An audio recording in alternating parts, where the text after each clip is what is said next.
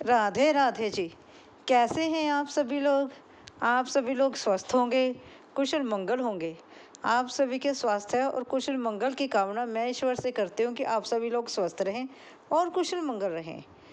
एक बार की बात है, एक बार एक सींग का बच्चा छोटा सा भेड़ियों के झुंड में शामिल हो जाता है, जैसे कि वह अपनी माँ से बिछड़ गया हो। बच्चा, जो सींग का बच्चा था, वह बहुत ही छोटा था। वो भेड़ियों के जैसे ही झुंड में शामिल हो जाता है, भेड़िए पहले तो उससे डरते हैं, लेकिन जब वह इधर उधर हर तरफ देखते हैं, उन्हें कुछ दिखाई नहीं देता।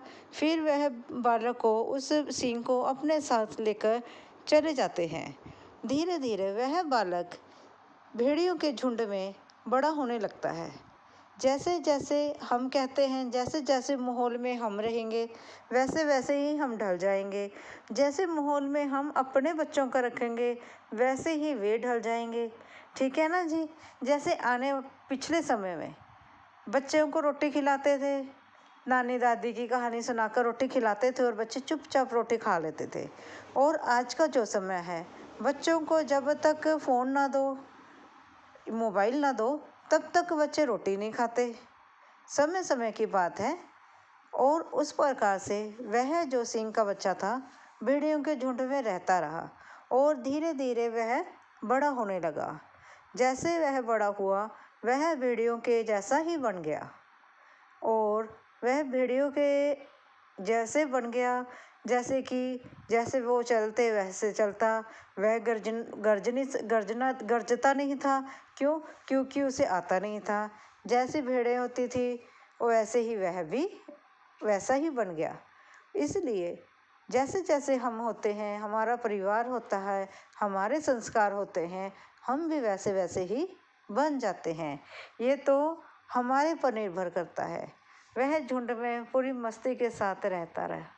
एक बार उस सिंह के बच्चे ने देखा कि ये कुछ थोड़ा डिफरेंट है और मैं थोड़ा अलग हूँ।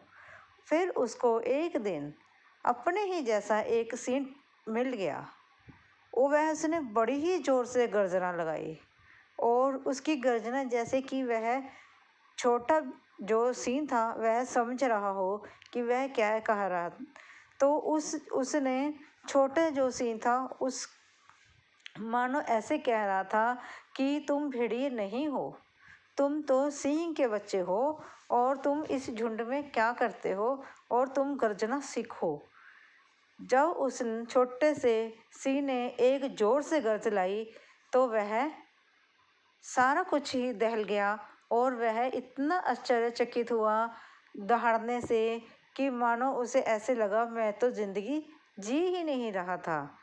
इसी प्रकार से हमारा जीवन है।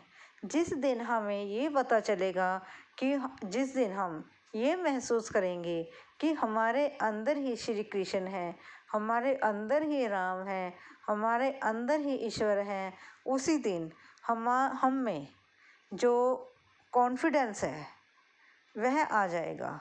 हमारे में भी गर्जना आ जाएगी, हमारे में भी काम करने की, बुराई से दूर रहने की और चोरी चकारी बेईमानी, इन सभी चीज़ों से हम कोसों दूर हो जाएंगे। लेकिन जब तक हम उस सिंह की भांति ये नहीं समझ पाते कि हमारे में है क्या, तब तक हम कुछ नहीं कर सकते। इसलिए हमें इन सभी चीज़ों को ध्यान में रखते हुए पहले तो अपने अंदर देखना होगा, झांक कर, कि हमारे अंदर भगवान खुद बस रहे हैं। हम अगर कोई बुरा काम करते हैं, यह सोचो कि हमारे अंदर भगवान है, वह देख रहा है। ये ना सोचो कि हमें कोई देख नहीं रहा, हमें ईश्वर देख रहे हैं। क्यों? क्योंकि वह तो हमारे ही अंदर हैं। ये नहीं है कि हम कहने लग जाएं कि कृष्ण जी कहते थे कि अच्छा करूँगा तो भी मैं करूँगा, बुरा करूँगा तब भी मैं ही कर रहा हूँ, इसलिए तुम पर कोई दोष नहीं है, जो करने वाला है परमात्मा है। ये बात गलत है, क्योंकि हम जब अच्छाई का टोकरा खुद लेते हैं तो बुराई का टोकरा भी खुद उठाना चाहिए। इसीलिए हमें ये सोचना चाहिए। कई बार हम देखते हैं कि कुछ गलत करने से पहले हम देखते हैं ऐसे चोर आँखों से कि हमें कोई देख तो नहीं रहा, फिर हम गलत कार्य कर देते हैं। कितने बार आप भी नोट करना कि अब हम सभी ही ऐसे करते हैं। पहले ऐसे घुमा के ना आँखें, चोर आँखें होती हैं जैसे, वैसे देखते हैं कि हमें कोई देख तो नहीं रहा, फिर हम गलत कार्य करते हैं। लेकिन जिस दिन हमने ये समझ लिया कि आस पड़ोस में कोई देखे ना देखे, हमारे अंदर भगवान देख रहा है, उसी दिन हम बुराई से कोसों दूर हो जाएंगे और अच्छाई के साथ मिलने लगेंगे। अपना काम अच्छाई से करें, किसी ज़रूरतमंद की मदद करें और किसी को धोखा ना दें। उस सिंह की भांति जब उसे यह महसूस हुआ कि मैं तो एक शेर हूँ, क्या वह भेड़ों को खा जाएगा? नहीं। क्यों इतने सालों से वह भेड़ों के साथ रहा। मैं मानती हूँ कि शेर की फितरत होती है भेड़ों को खा जाना, लेकिन कुछ तो होगा कि उसे इतने सालों से उन भेड़ों ने संभाल कर रखा। अगर वो संभालते ही ना तो वह सिंह कैसे बनता, वह गरजता कैसे? इसीलिए अच्छाई कहीं ना कहीं तो है। हमें ये मान के चलना होगा कि अच्छाई हमारे अंदर है और हम अच्छाई के साथ हमें चलना चाहिए। अगर हम ढूंढेंगे, कोशिश करेंगे तो हमारे आसपास भी अच्छाई हमें कहीं ना कहीं मिल ही जाएगी। हमें सिर्फ थोड़ी कोशिश करनी होगी।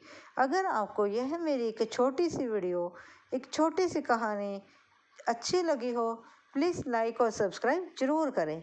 धन्यवाद जी।